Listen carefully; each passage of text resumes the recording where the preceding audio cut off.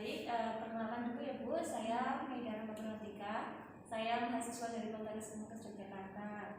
Nah, kemarin kan sesuai kesepakatan ya Bu, bahwa hari ini saya akan melakukan penyuluhan kepada Ibu mengenai tanda dan gejala hiperglikemia Ibu.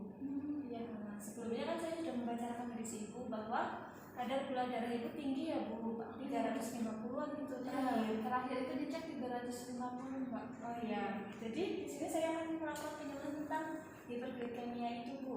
Nah, sebelumnya apakah Ibu sering merasakan mudah lelah, kayak haus, terus rasa lapar itu terus meningkat? Kalau semisal lelah saya nggak terlalu ya Mbak, tapi kalau semisal haus itu cepat haus, saya merasa cepat haus, terus cepat lapar.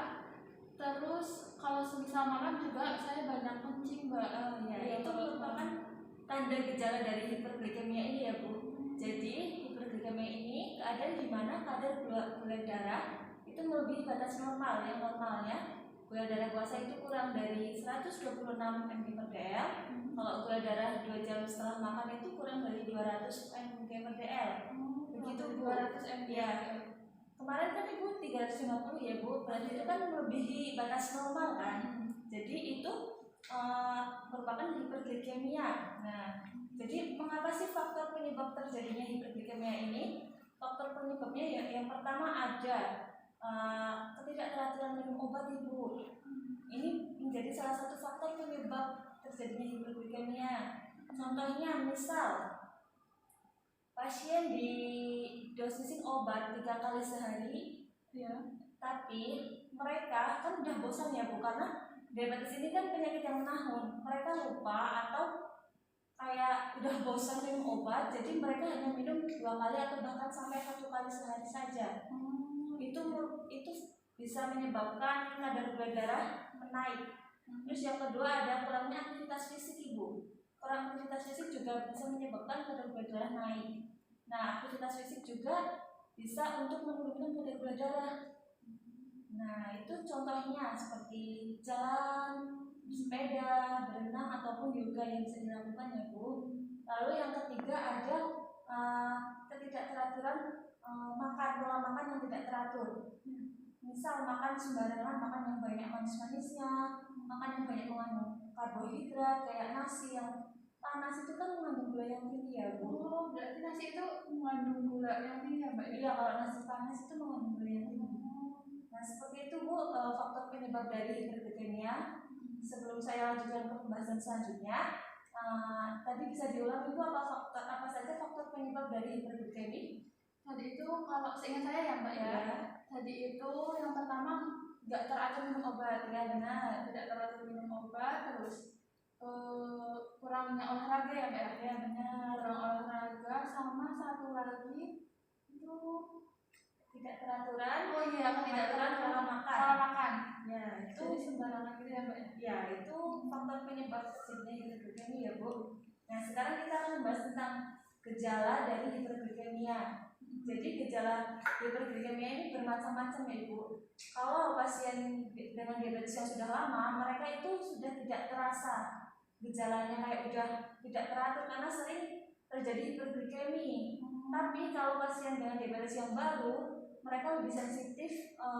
Misal kayak kadar gula darahnya naik sedikit, mereka mudah buang air kecil, kayak menjadi sering buang air kecilnya, mudah merasa lelah.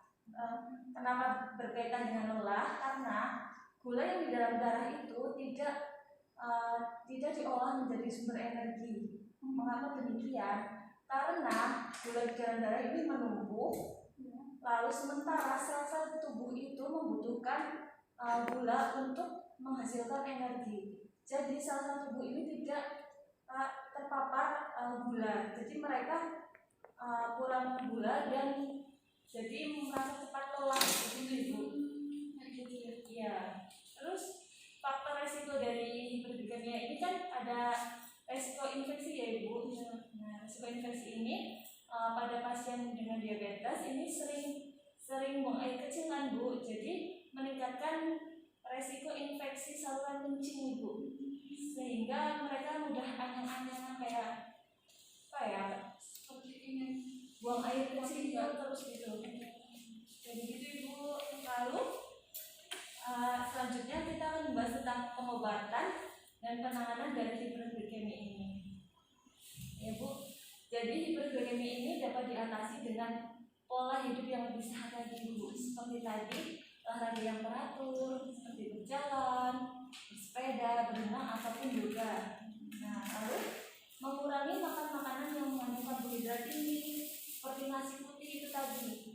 Nasi putih itu tadi bisa diganti dengan nasi hitam atau enggak nasi merah Ibu. Yang nasi merah, ya, yang ada gula darahnya lebih rendah daripada nasi putih.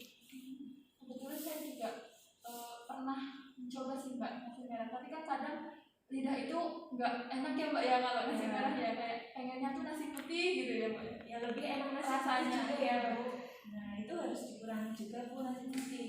Terus harus meningkatkan asupan serat yang tinggi seperti makan sayur-sayuran dan buah-buahan gitu Bu. Dan mengelola stres Ibu. Mengelola stres itu perlu ya Bu. Dan yang paling penting ini memantau obat. Jadi obatnya itu harus diminum rutin tiap hari. Misal kalau 3 kali sehari, berarti itu benar-benar harus 3 kali sehari Ibu. Nggak boleh 2 kali sehari ataupun 1 kali sehari ya Bu. Dengan rentang waktu yang sama, kayak 8 jam itu 3 kali sehari ya Bu. Bukan pagi, siang, malam gitu ya Mbak? Bukan Bu. Misal Ibu dapat dosis obat 3 kali sehari. Misal Ibu minum pagi jam 5 ya, nanti Ibu minum lagi rentang waktunya 8 jam. Jadi jam 1 siang Ibu baru minum obat. Terus sebelum tidur jam 9, dari jam 1 ke jam 9 kan itu 8 jam ya Bu. Iya. Ibu minum obat jam 9 sebelum tidur. Gitu Ibu. Kayak gitu. Iya, bukan pagi siang sore, bukan. Jadi rentang waktu ya Bu, menentukan rentang waktu. Dan begitu Bu pemaparan materi dari saya. Apakah ada pertanyaan Bu? Sepertinya cukup jelas ya Mbak ya. Cukup jelas ya Bu, untuk mengevaluasi ya Bu dari pemberian materi saya tadi. Saya akan menanyakan gejala apa saja sih yang sering muncul pada pasien dengan hiperglikemia tadi. Kalau yang saya nangkap itu gejalanya persis seperti saya ya. Kencingnya berlebihan gitu, serasa pengen kencing terus, lalu juga lapar terus dan juga haus. Ya, banyak haus gitu ya Mbak. Ya benar Ibu. Mudah lelah. Oh iya, mudah lelah juga ya Bu. Terus penanganan atau pengobatan bagaimana cara mengatasi hiperglikemia ini? Cara mengatasinya itu karena kan itu harus apa ya? Itu tidak bisa sembuh ya Mbak ya, tapi bisa dikontrol. Berarti harus seperti tadi olahraga. Olahraganya itu bersepeda boleh. Bersepeda, jogging, itu ya Mbak. Berenang juga boleh kan? Boleh. Berenang, terus ada juga senam. Lalu pakai obat-obatan. Obat-obatannya rutin. Kalau semisal 3 kali sehari berarti per 8 jam gitu. Terus juga ada apa yang Mbak tadi? Mengurangi mengkonsumsi makanan-makanan yang mengandung karbohidrat tinggi. Mengurangi karbohidrat. Kalau misalnya nasi putih itu bisa diganti dengan nasi merah. Bagus Ibu, betul ya Bu. Begitu materi yang saya paparkan tadi. Semoga bermanfaat ya Ibu. Untuk selanjutnya mungkin kita bisa bertemu seminggu kemudian untuk melakukan penyuluhan mengenai tadi penata laksanaan dari diabetes mellitus ini lagi ya Bu. Untuk waktunya di sini atau di mana? Untuk tempatnya di sini atau di mana Ibu? Tempatnya di sini lagi boleh. Untuk jam berapa? Ibu mengenai jam berapa? Kira-kira saya selalunya itu siang ya Mbak ya. Oh ya siang ya. Nanti bisa hubungi saya lagi ya Bu. Ya baik, sekian dari saya. Ya Bu, sebelumnya ini ada leaflet yang bisa baca-baca ya Bu. Ini Bu. Saya akhiri ya Bu. Wassalamualaikum warahmatullahi wabarakatuh. Waalaikumsalam warahmatullahi wabarakatuh. Terima kasih Mbak. Ya, terima kasih.